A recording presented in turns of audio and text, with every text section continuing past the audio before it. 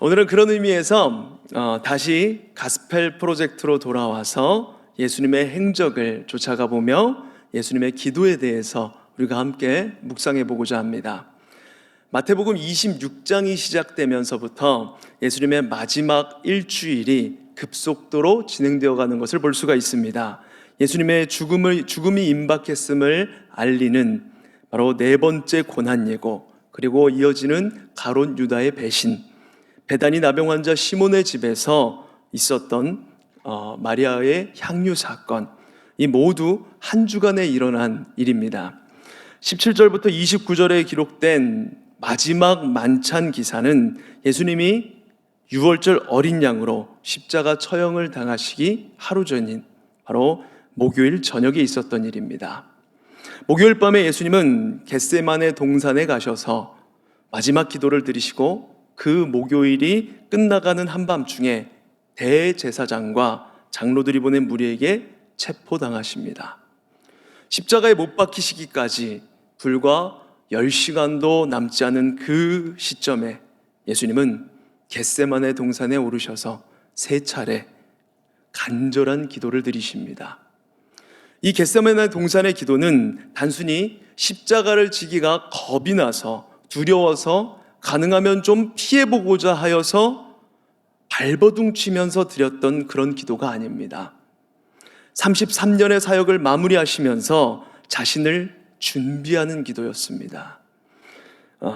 이제 사역의 마지막 절정이라고 할 수 있는 그 십자가를 지시기 위해서 한 걸음 한 걸음 내디디시면서 자기 자신을 준비하고 계시는 것입니다. 오늘 우리 모두 예수님과 함께 이 겟세마네 동산에 함께 오르기 원합니다.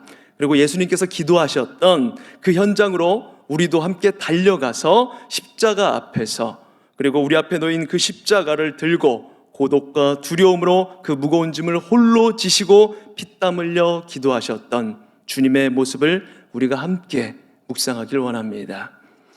하나님께서는 예수님께 죄인들을 대신해서 십자가를 지라는 그 사명을 맡기셨습니다. 그리고 예수님은 마침내 그 사명을 한 걸음 한 걸음 이루어 가시죠. 우리에게도 하나님께서 맡겨주신 사명이 있습니다. 사명의 십자라고 할 수 있는 것이겠죠. 우리 모두에게 일터의 사명이 있고요, 또 자녀들을 믿음으로 세워나가야 하는 사명도 있으실 것이고, 또 이 어그러지고 비틀거리는 이 세대 가운데 빛으로, 우리가 세상을 빛으로 변화시켜야 되는 그 사명 또한 우리에게 주어진 것입니다. 이 사명들을 우리가 넉넉히 감당해내려면 우리에겐 힘이 있어야 합니다.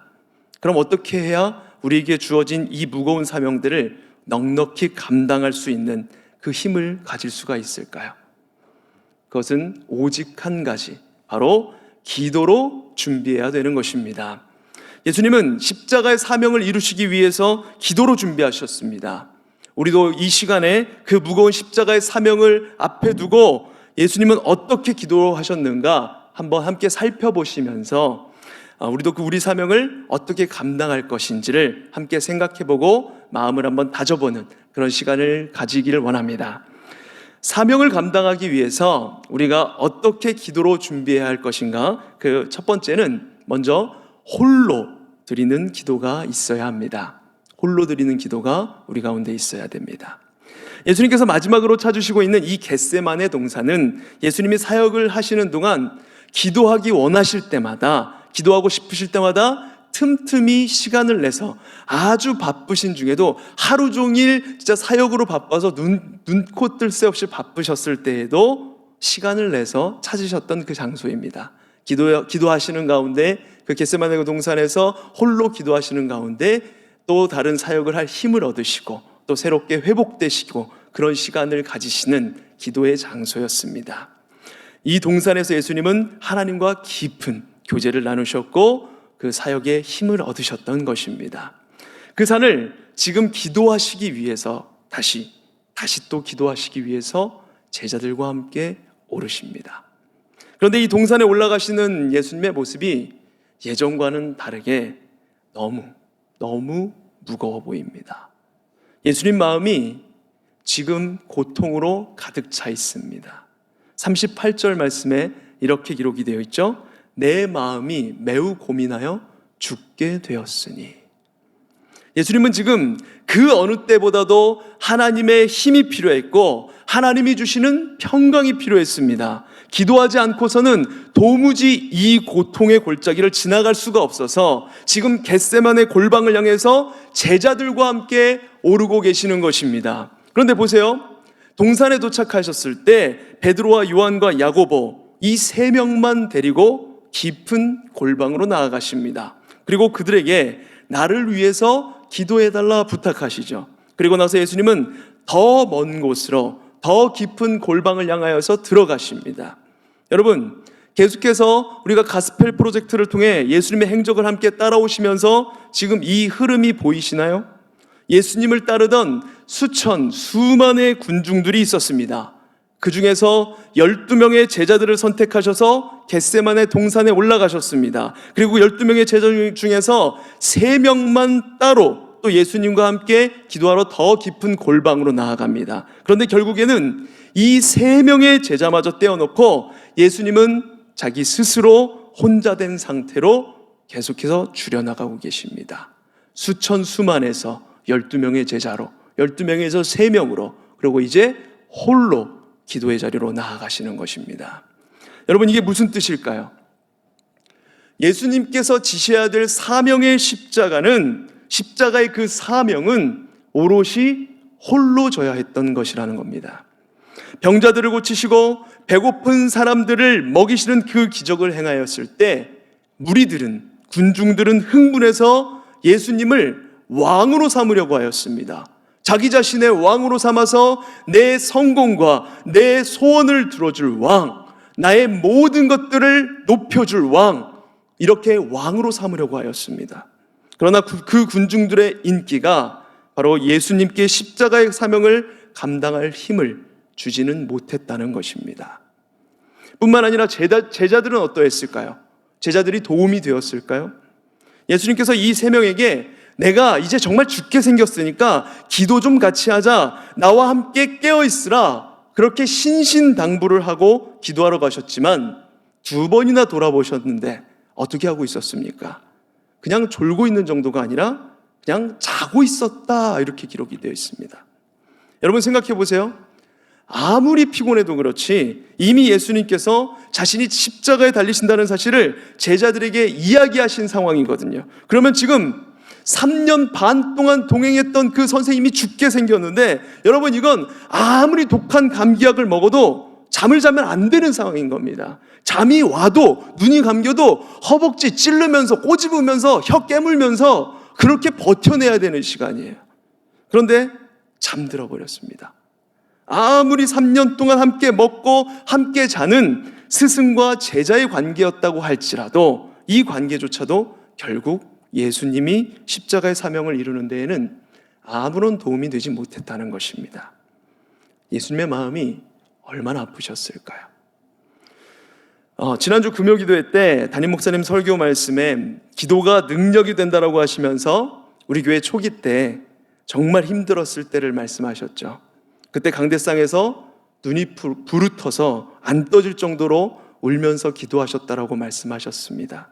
그런데 목사님은 그때 하나님께 모든 것을 쏟아놓으시고 기도하셨을지언정 다른 사람에게, 가족들에게 이 어려움, 이 고통을 이래저래 이래서 힘들고 내가 이런 상황이고 이런 것들을 이야기하고 위로받으려고 하지 않으셨다라고 그렇게 말씀을 하셨습니다. 왜요? 사람이 주는 것은 진짜 해결책이 아니니까요. 진짜 문제를 해결해 주시는 분은 하나님이시니까요. 사람이 주는 것은 잠깐의 위로일 뿐 문제 해결이 되지 않으니까요. 이 말씀이 저희 마음에 콕 박혔습니다. 아무도 나의 고통을 대신해 줄 사람은 없는 것입니다. 내가 아픕니까? 내가 아파야 되는 것입니다. 여러분, 결국 예수님도 혼자 남았어요. 3명의 제자도 예수님을 도울 수가 없는 것입니다. 이제 예수님은 혼자 외로이 하나님 앞에 엎드렸습니다. 혼자 기도를 드립니다. 이제 혼자 가야 되는 것입니다. 이렇듯 우리는 평소에 하나님 앞에 혼자 서는 훈련을 해야 합니다. 내 마음이 부서질 정도로 아파도 여러분, 나와 늘 함께 사는 남편, 나와 늘 함께 사는 부인이, 아내가 그 마음을 알아줄까요? 그 아픔을 알아줄까요? 모르죠. 자녀들은요? 자녀들이 그걸 알아줄까요? 제 앞가름이나 제대로 하면은 그나마 좀 다행이겠죠? 다 알 수가 없는 것입니다. 내 부모님도, 내 몸에서 난 내 자식조차도, 가족 누구도 내가 지금 얼마나 큰 삶의 무게로 고통하고 있는지, 고통스러워하는지 전혀 모릅니다. 그저 오롯이 내가 져야 할 무게인 것입니다. 이것이 우리가 예수님에게서 배우는 위기 앞에서 기도드리는 방법입니다. 그런데 여러분, 감사한 것이 있습니다. 예수님이 이 고통을 아신다는 것입니다. 가족 누구도, 이 세상 어떤 사람도 몰라도 오직 예수님은 우리의 고통을 아신다는 것입니다. 예수님이 어떻게 아십니까? 이 무시무시한 혼자 되는 고통, 그 고독을 예수님께서 경험하셨기 때문에 오늘날 우리가 이 세상을 살아가면서 겪게 되는 그 고통 앞에서 우리가 얼마나 힘들어하고 얼마나 아파하고 얼마나 몸서리쳐하고 있는지 그 모든 것들을, 고통을 다 아신다는 것입니다. 여러분, 결국 기도는 하나님과 독대해야 되는 것입니다. 누가 내 대신 기도해 줄 수 없습니다. 내가 지고 가야 할 사명의 십자가는 그 누구도 아닌 내가 져야 하는 것입니다. 나의 고통 누가 대신해 줄 수가 없는 것입니다. 내가 내야 할 결단, 누가 대신 결단을 내려줄 수가 없습니다. 혼자 하나님 앞에서 결단해야 하는 것입니다. 이 귀한 진리를 잊지 마시길 바랍니다. 두 번째로, 우리가 사명을 감당하기 위해 기도로 준비하려면 간절하게 기도해야 합니다. 예수님께서 기도하실 때 어떻게 기도하셨을까요? 우리 39절 앞부분만 다 같이 한번 읽어보겠습니다. 시작. 조금 나아가사 얼굴을 땅에 대시고 엎드려 기도하여 이르시되. 아멘. 얼굴을 땅에 대시고 엎드려 기도하셨다라고 합니다. 여러분, 유대인들은 보통 서서 기도를 합니다. 따라서 예수님의 기도드리는 이런 모습은 형식을 차린, 형식에 따라서, 전통에 따라서 드렸던 기도의 모습이 아닙니다. 땅바닥에 그냥 기진맥진해서 철퍼덕 주저앉아서 기도드리는 것입니다. 여러분, 무엇이 예수님으로 하여금 그렇게 철퍼덕 땅에 주저앉아서 기도하도록 만들었습니까? 바로 십자가라는 짐이었습니다. 기도의 자세에는 무슨 형식이 따로 있는 것이 아닙니다. 기도하는 사람이 어떤 상황에 빠졌는가에 따라서 기도의 자세는 결정이 되는 것입니다. 여러분, 우리 지난주에 들어서 익히 아시겠지만 엘리야의 기도 어땠습니까? 그 엘리야의 기도를 보세요. 이스라엘에 3년 6개월 동안 비가 오지 않았습니다. 비가 오는 것은 생사가 걸린 문제였습니다. 나라의 명운이 걸린 문제입니다. 그래서 어떻게 합니까? 엘리야는 놀랍게도 무릎 사이에다가 얼굴을 쳐박고 기도했다라고 이렇게 기록을 하고 있습니다. 그래서 그 말씀을 듣고 제가 집에 가서 한번 해봤습니다. 시도해봤어요. 어떻게 무릎 사이에다가 얼굴을 파묻고서 기도를 얼마나 할 수 있을지, 과연 내가 할 수 있을지 아내가 잘 때 조용한 시간에 혼자 해봤습니다. 그런데 잘 안 되더라고요. 간절하지 않아서 그런지, 아니면 요새 들어서 제가 좀 배가 더 많이 나와가지고 그런지 잘 안 됐습니다.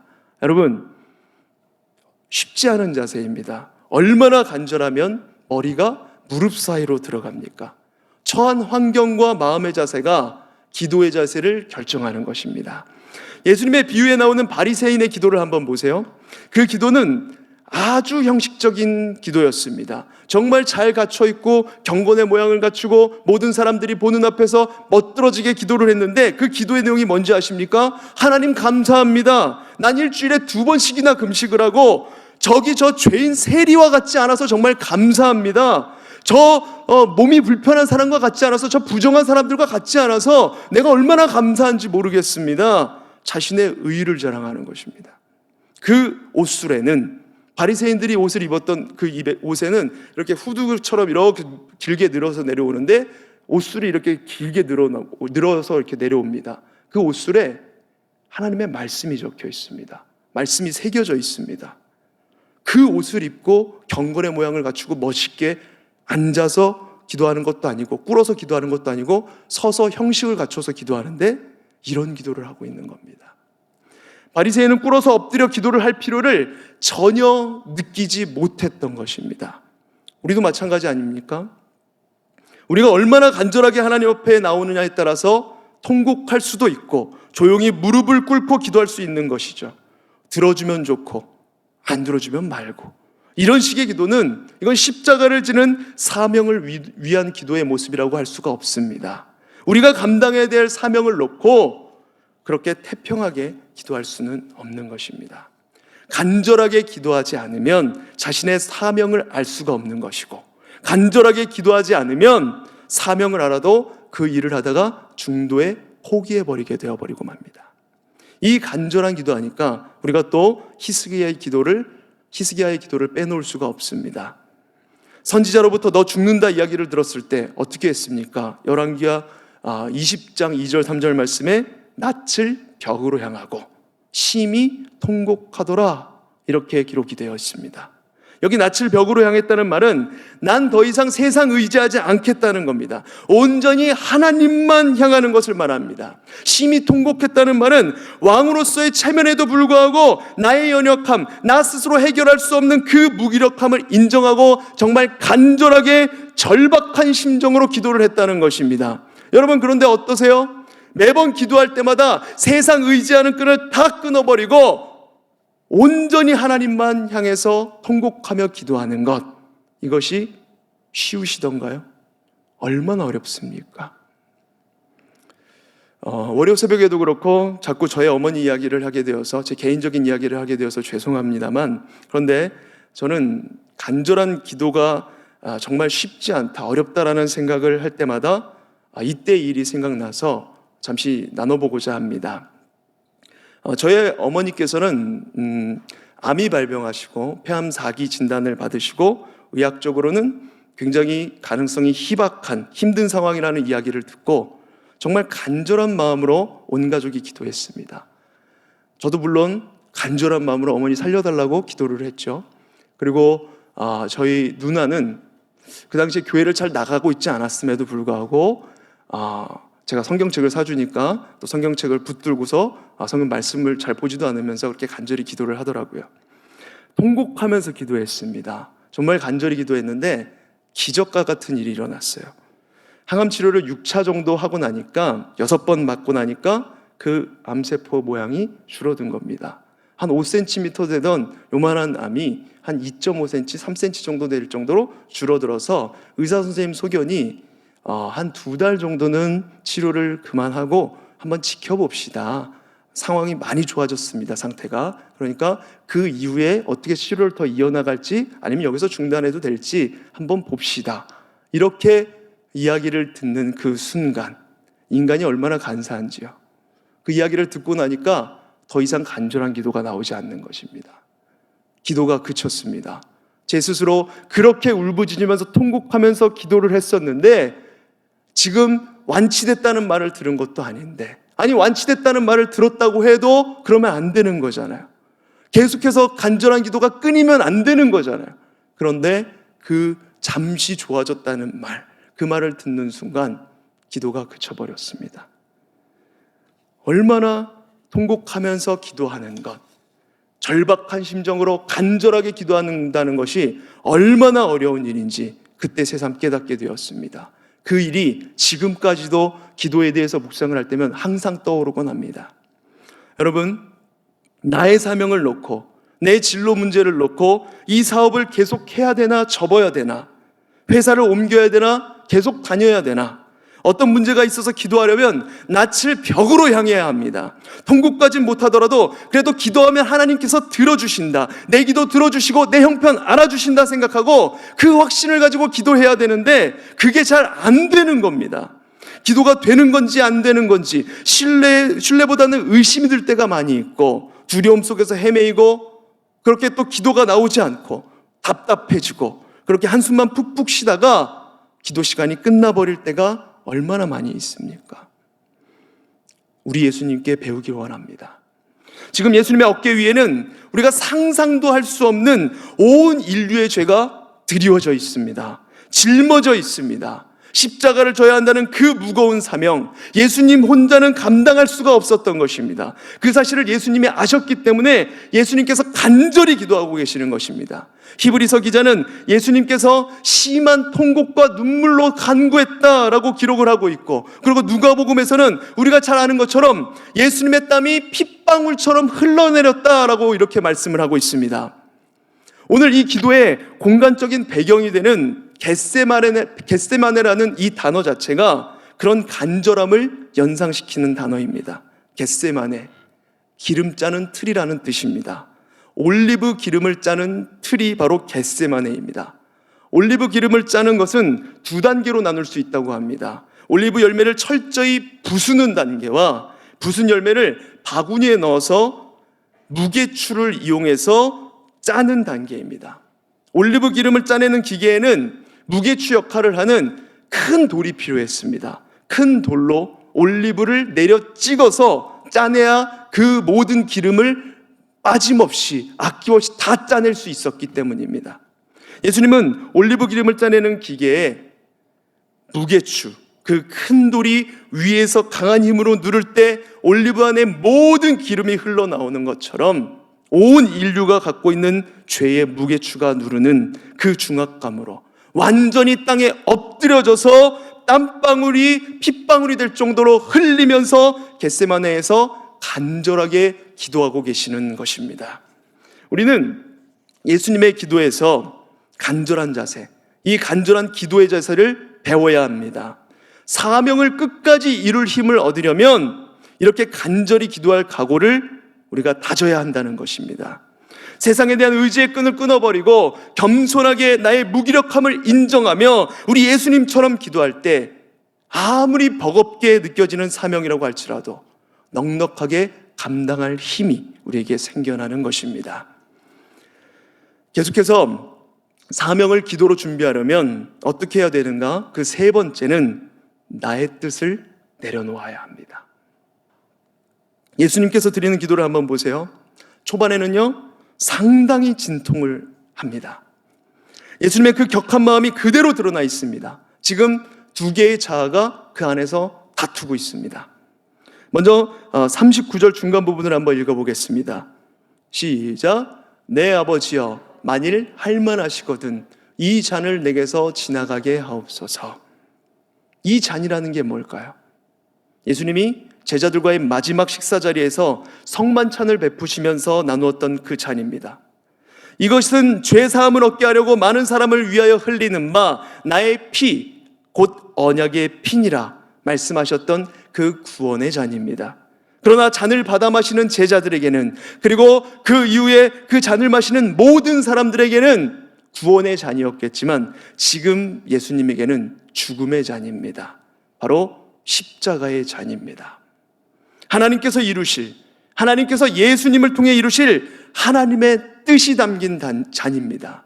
할만하시거든, 다시 말하면 가능하다면 이 잔을 내게서 물러가게 하옵소서. 뭡니까? 십자가를 지고 싶어 하지 않는 자라고 할 수 있습니다. 그러나 예수님의 기도는 여기서 그치질 않습니다. 39절 그 뒷부분을 마저 읽어보겠습니다. 시작.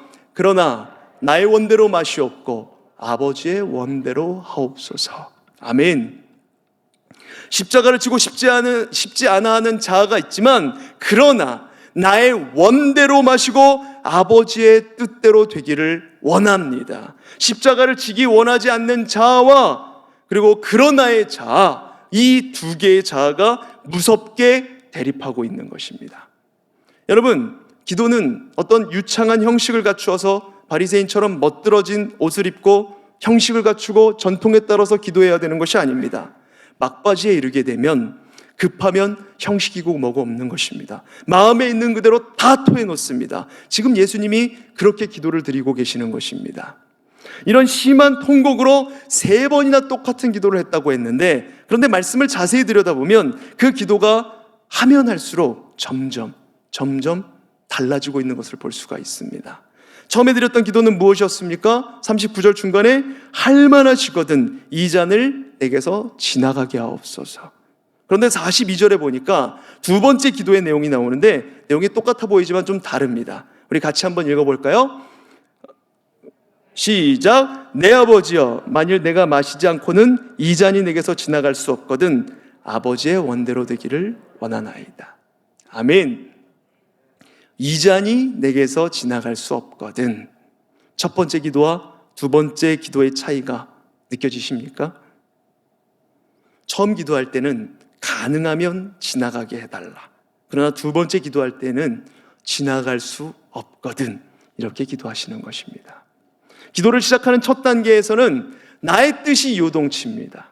나의 뜻이 하나님 뜻보다 앞서 있게 됩니다. 그러나 기도를 한 번 하고 두 번 하고 세 번 할수록 자신의 뜻을 꺾고 하나님의 뜻에 자신의 뜻을 복종시키고 있는 것입니다. 처음에는 감정적인 것이 나를 휘몰아치지만 기도하면 할수록 나의 잡다한 생각들이 걸러집니다. 기도를 시작할 때 나의 마음은 나의 욕심, 나의 원하는 것으로 요동치고 나의 세상의 욕심으로 요동칠 수 있지만 내 자아가 파닥파닥 살아 움직이지만 기도를 한 번 하고 두 번 하고 세 번 하고 하면 할수록 드디어 하나님께서 나의 마음의 모든 풍랑을 잠잠하게 하시고 나의 잘못된 고집을 꺾어주시는 것입니다. 하나님께서 원하시는 대로 순종하도록 결단하도록 그렇게 이끌어 가시는 것입니다. 사랑하는 성도 여러분, 이 기도 우리에게 꼭 필요합니다. 주님처럼 이 사명의 십자가를 지고 가려면 나의 뜻을 꺾는 기도, 내 뜻보다는 하나님의 뜻을 앞세우는 기도, 이 기도를 꼭 해야 하는 것입니다. 이 기도 훈련이 되어 있지 못하면 우리는 십자가를 지기 어려울 것입니다. 이 기도를 하지 못하면 주님을 따라갈 수 없는 것입니다. 여러분, 어떤 기도가 가장 위대한 기도일까요? 나의 고집, 나의 욕심, 나의 필요, 내 목표, 내 소원, 내가 원하는 바, 그것을 달성해내는 어떤 목표치를 채워서 달성해내는 그런 것이 가장 좋은 기도, 믿음 있는 기도일까요? 물론 그런 기도도 필요합니다. 그러나 아버지의 뜻대로 되기를 원하는 기도, 그 뜻을 구하는 기도가 가장 위대한 기도라고 믿습니다. 우리 예수님 보십시오. 3번 기도하시고 나서 뭐라고 하십니까? 우리 46절 말씀을 다 같이 한번 읽어볼까요? 시작. 일어나라 함께 가자. 보라 나를 파는 자가 가까이 왔느니라. 일어나라 함께 가자. 나를 팔 자가 가까이 왔느니라. 뭡니까? 이젠 준비가 되셨다는 것입니다. 이제는 십자가를 질 준비가 된 것입니다. 하나님의 뜻에 순종할 준비가 된 것입니다. 평강이 예수님을 감싸 안았습니다. 사랑하는 성도 여러분, 얼마나 기도의 능력이 놀랍습니까? 처음에 제자들과 함께 겟세마네 동산에 오르실 때 예수님은 어떤 모습이셨습니까? 매우 고민하여 죽게 되었다 하실 정도였습니다. 그러나 제자들과 함께 겟세마네 동산에서 기도를 하시고 내려가실 때에는 근본적으로 달라져 있었습니다. 여러분, 무엇이 예수님을 이렇게 바꿔 놓았습니까? 바로 기도입니다. 기도의 능력이 예수님으로 하여금 십자가를 담담히 질 수 있도록 그렇게 담대하게 그 평강이 가득하게 만들어 놓았던 것입니다. 여러분, 그런데 오늘 말씀을 보시면서 조금 이상한 점이 있지 않으신가요? 오늘 본문 말씀을 아무리 읽어보아도 예수님이 땀에 피가 섞여 나올 정도로 간절히 기도하시는데 이상하게 하나님께서는 아무런 말씀이 없으십니다. 여러분, 예수님 사역 처음 시작하실 때 기억을 하시죠? 그 요단강에서 세례 요한에게 세례를 받으실 때 어땠습니까? 세례받는 일이 물론 큰 일이긴 하지만 그때 하늘문이 열리고 하늘로부터 성령이 비둘기같이 이렇게 쫙 내려오면서 하나님의 음성이 들렸습니다. 뭐라고 하셨습니까? 이는 내 사랑하는 아들이요 내 기뻐하는 자라. 아니, 그걸 생각해 보니까 지금은 더 중요한 순간이 아닐까요? 세례 받으실 때와는 비교도 안 될 정도로 더 하나님의 음성이 필요한 시간입니다. 그런데 하나님은 침묵하십니다. 응답하지 않으십니다. 숨어 계십니다. 여러분, 이것이 우리를 힘들게 만드는 것 아닙니까? 기도를 하고 또 해도, 계속해서 간절한 마음으로 기도하고 또 해도 하나님이 즉각적으로 나타나셔서 짜잔 하고 그 기도 언제 내가 이뤄줄게, 약속을 해주셨으면 좋겠는데, 그렇게 말씀하시면 좋겠는데 하나님은 침묵하십니다. 이 시대 최고의 복음주의 작가라 불리는 필립 얀시의 책 기도, 하나님께 가는 가장 쉽고도 가장 어려운 길에 나오는 이야기를 하나 소개해드리겠습니다. 암세포가 온몸이 다 퍼져서 이제는 살 날이 얼마 남지 않는 환자가 어떤 목사님을 찾아가게 되었습니다. 이 환자가 목사님께 하는 이야기가 어젯밤에 자신이 이렇게 일찍 죽어야 된다는 사실이 너무나도 억울하고 분통하고 정말 힘들고 억울하고 화가 나서 고래고래 밤새 소리를 지르면서 그렇게 하나님께 심한 욕설을 퍼부었다고 하는 겁니다. 그러고 나서 아침이 되니까 정신이 좀 들고 보니까 원래 밤에 그 마음과 아침의 마음이 조금 다르잖아요. 죄책감이 들기 시작하는 겁니다. 심한 죄책감 때문에 하나님께서 자기를 도저히 용서하지 않을 거라고, 절대로 용서하지 않고 자기를 지옥으로 끌고 갈 것이라고, 지옥으로 보내버리실 것이라고 그 두려움이 그를 사로잡았습니다. 그래서 목사님을 찾아온 겁니다. 그때 목사님께서 이렇게 물으셨다고 합니다. 사랑의 반대가 뭐라고 생각하십니까? 아, 그거야 미움이겠죠. 아닙니다. 사랑의 반대는 무관심입니다. 당신은 지난밤에 하나님에 대해서 무관심하지 않으셨습니다. 도리어 밤새도록 하나님 앞에 정직하게 당신의 마음을 쏟아놓으신 것입니다. 어젯밤에 당신이 한 일을 기독교에서는 뭐라고 하는지 아십니까? 그것을 바로 기도라고 합니다. 당신은 어제 밤새도록 꼬박 밤을 새워가며 기도하신 것입니다. 여러분, 그렇습니다. 우리 예수님 보세요. 자신의 사명을 앞에 놓고 땀방울에 피가 섞여 나올 정도로 기도하시는데 하나님은 끝까지 침묵하십니다. 이 하나님의 침묵은 예수님으로 하여금 십자가상에서 울부짖는 기도를 드리게 만드셨습니다. 내 하나님이여, 내 하나님이여, 어찌 나를 버리셨나이까? 어찌 나를 멀리하여 돕지 아니하시오며 내 신음소리를 듣지 아니하시옵니까? 여러분, 하나님이 침묵하시는 것 같을 때 우리는 어떻게 해야 될까요? 우리 성도님들 가운데도 신실하게 믿음 생활을 하지만 고통 가운데 부르짖으며 하루하루를 버티는 분들 많이 계실 것입니다. 버티기 힘든 사업, 눈물 쏟게 만드는 자녀의 문제, 끝이 보이지 않는 암울한 상황들, 다시금 끝날 것 같아 보였던 이 코로나의 상황, 계속되고 또 확산되고 있는 이 코로나의 상황, 우리를 점점 지치게 만들죠. 그렇게 기도하는데도, 이 침묵의 시간이 계속되는데도 왜 하나님은 아무 말씀 안 하실까요? 이럴 때 우리는 어떻게 해야 될까요? 여러분, 자신의 감정을 숨기지 말고 솔직하게 드러내십시오. 하나님, 저 정말 믿고 기도했는데 왜 답을 안 주십니까? 정말 힘들어서 못 살겠습니다. 하나님은 무관심하게 무심하게 반응하는 것보다는 차라리 원망하는 것을 듣기 원하십니다. 하나님은 우리 마음의 중심을 아십니다. 말 안 한다고 모르는 것이 아닙니다. 하나님이 가장 마음 아파하시는 것은 우리의 무관심입니다. 차라리 불평을 하십시오. 그렇게 해서라도 하나님에 대한 믿음의 끈, 기도의 끈을 놓지 마시길 바랍니다. 예수님은 십자가를 지시기도 전에 진액을 쏟으시면서 기도하셨습니다. 우린 그런 생각이 들죠. 아니, 벌써부터 기도하더란 힘 다 빼버리면 나중에 정작 예수님께서 십자가를 지실 때 어떻게 지시려고 그러세요? 그런데 보세요. 예수님은 정작 시련이 닥쳐오자 자신 있게 십자가의 길을 걸어가십니다. 기도로 준비하고 나니까, 기도로서 자신이 하나님 앞에 순종하겠다라고 결단을 하고 나니까 어떻게 되었습니까? 예수님의 운명이 달라졌습니까? 하나님께서 십자가를 거두어 가셨습니까? 이제 내가 네 마음 알았다, 십자가 안 져도 돼, 그래 살려줄게, 이렇게 하셨습니까? 아니요. 그토록 간절한 호소에도 불구하고 주님의 운명은 달라지지 않았습니다. 그런데 그때부터 놀라운 평안이 우리 주님을 에워쌉니다. 그러자 사내들인 그 공회에서 신문을 받든, 헤롯과 빌라도의 법정에 서든, 매질과 고문을 당하든, 심지어 십자가에 못 박히는 순간에도 예수님은 담대하셨습니다. 체포하러 온 그 병사들 앞에서도 예수님은 당당하게 자신을 밝히셨습니다. 오히려 주님을 잡아가려는 이들이 놀라서 뒤로 물러나며 땅에 엎드려졌죠. 빌라도와 대면했을 때 역시 한 점 주눅들거나 망설이지 않고 또박또박 지적을 하십니다. 위에서 주지 아니하였더라면 나를 해할 권한이 없으리니, 그 마음에 어떠한 갈등도 없었던 것입니다. 그 마음 가운데 평안이, 담대함이 감싸 안았기 때문에 그렇습니다. 그러나 제자들은 어땠습니까? 기도하지 않고 졸던 제자들은 두려움 가운데 다 도망쳐버리고 말았습니다. 사랑하는 성도 여러분, 예수님은 그 고통의 십자가를 지시기 전에 기도로 준비하셨습니다. 기도로서 십자가를 질 힘을 얻으셨습니다. 그런데 여러분, 놀라운 게 뭔지 아시나요?